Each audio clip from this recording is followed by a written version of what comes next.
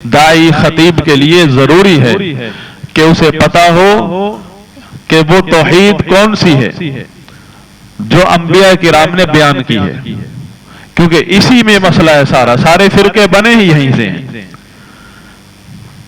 और उसे पता होना चाहिए कि इसके लिए मेरे कौन सी ऐसी किताबें हैं जो मेरे जेर मुताला होनी चाहिए। जो तलबा के लेवल के खतीब हैं, बल्कि बड़े खतीब के लिए भी शेखुल इस्लाम मोहम्मद बिन अब्दुल वहाब रहमहुल्लाह की तमाम कुतुब, क्योंकि वो अवाम और खवास सब के लिए जरूरी इल्म पर मुश्तमिल है।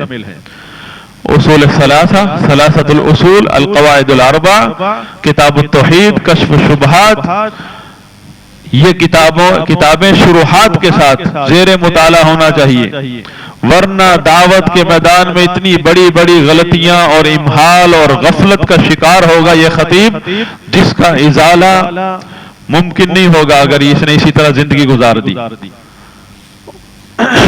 और यही वजह है तरबियत में जो आज कमी है हमारे मुसलमानों में। खुतबे सुनते हैं, तकरीरें सुनते हैं, लेकिन इसके बावजूद तरबियत बिगड़ती ही जा रही है। वजह यही है कि जो लोग खिताबत में मिंबर पे बैठ के दर्स देते हैं, मस्जिद के खुतबे, जुमे के खुतबात देते हैं, उनको इस मौजू का इल्म ही नहीं है, ना उनका मुताला है।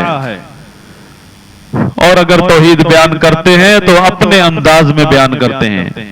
उलमा से उन्होंने उलमा की किताबें नहीं पढ़ते, उनकी अपनी तौहीद है जो एक अपने सोच से वो चंद अदिल्ला की रोशनी में बयान करते हैं। अहले इल्म के अंदाज से और तरतीब से वो तौहीद नहीं बयान करते, जिसकी वजह से लोग तौहीद सीखने के बावजूद भी उनका ताल्लुक अल्लाह से पैदा नहीं हो रहा, अल्लाह से ताल्लुक नहीं बन रहा, तवक्कुल नहीं, दिल के अमाल नहीं। एक तो ये बात, दूसरा ये कि आपके इबारतें वाज़ेह होनी चाहिए। कुछ तलबा जब अरबी बोल रहे हैं, खास तौर पे शेर पढ़ते हुए, पता नहीं चल रहा कि आपने बोला क्या है। कम से कम लफ्जों को तो पता चले कि बोला क्या है, बाद में तर्जमा भी बंदा देख लेता है, पता ही नहीं। अब लफ्ज कौन सा ढूंढे, जो आपने बोला है वो लफ्ज ही हमारे कान तक नहीं पहुंचा, तो लफ्ज ठहर ठहर के ये पढ़ें।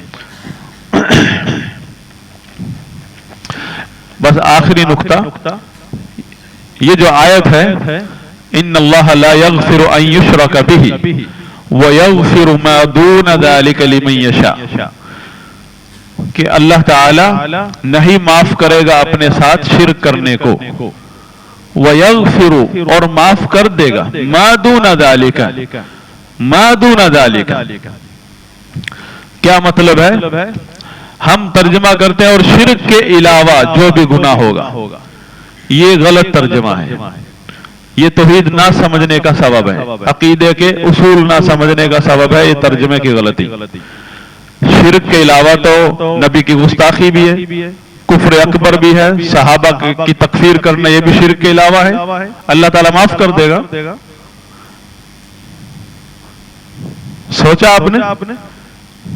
शिर्क के अलावा नहीं है इसका मतलब, शिर्क के अलावा तो बड़े बड़े कुफ्र भी हैं, तो क्या वो तहत मशीअतिल्लाह है? मुर्तद होना वो भी शिर्क के अलावा है।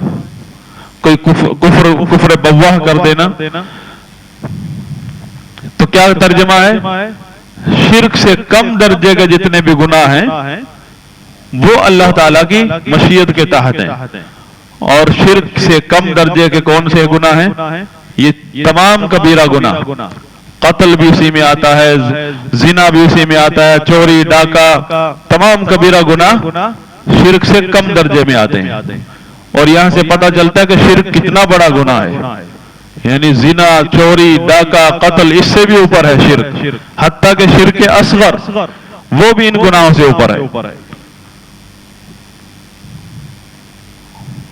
तो ये मसला بڑی بڑی غلطیاں ہوتی ہیں توحید بیان کرتے ہوئے خطیبوں سے، اور ان غلطیوں کی بنیاد پر ایک پورا طبقہ تربیت پا جاتا ہے، اور پھر وہ کچھ لوگ تکفیری بن جاتے ہیں، کچھ لوگ خارجی بن جاتے ہیں، کچھ لوگ مرجی بن جاتے ہیں، اور کوئی کسی کو نہیں پتا کہ اس کا سبب کیا ہے۔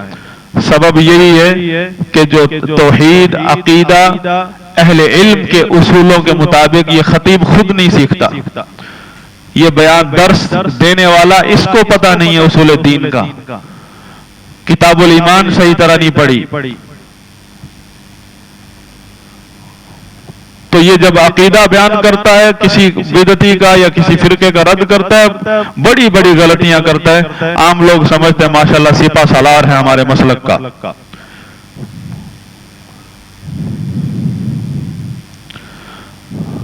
یہ چیز نوٹ کرانا میرا فرض تھا، کیونکہ اسی لیے اگر آپ نے داعی بننا ہے، خطیب بننا ہے، دین کا کام کرنا ہے، تو پھر عقیدے میں، اصول میں، منہج اہل سنت کی کتابیں آپ کو پڑھنا ہوں گی اور مسلسل زیر مطالعہ رکھنا ہوں گی۔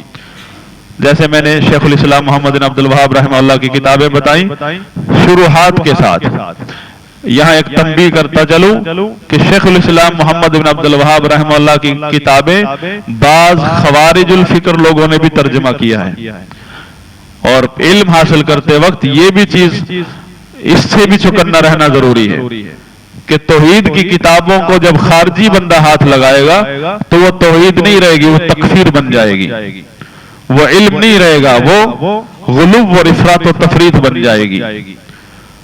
تو ہمارے اردو میں بہت ساری چل رہی ہیں، جیسے نواقض الاسلام ہے، اس کا ترجمہ تکفیری لوگوں نے کیا ہے۔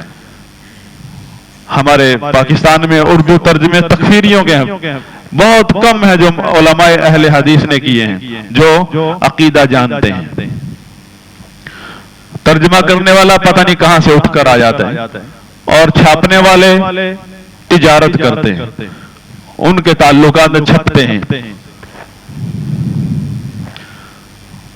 ان میں مشہور شخص جو ترجمہ کرتا ہے وہ حامد کمال الدین، یہ مودودی قطبی تکفیری ہے، اس کا کوئی بھی ترجمہ پڑھنا جائز نہیں ہے۔ اس کا رسالے کا نام مجلہ ایقاظ، اور اس نے اکثر توحید کی کتابوں کو ہاتھ لگایا ہے۔ مودودیت، قطبیت، تکفیر کے جو افکار ہیں وہ ہماری اہل سنت کی کتابوں میں بچوں کے لیے ڈال دیے ہیں۔ تو اس طرح کی یہ چھوٹی سی مثال اور بھی بہت ساری ہیں۔ تو اللہ سے دعا ہے کہ اللہ تعالی ہمارے علم میں اضافہ فرمائے، ہماری تربیت فرمائے، اور ہمیں موت دے تو مسلک اہل سنت پر موت دے، اور جتنی زندگی ہے وہ بھی ایمان کی اور سنت کی زندگی عطا فرمائے۔ سبحانک اللہم و بحمدک۔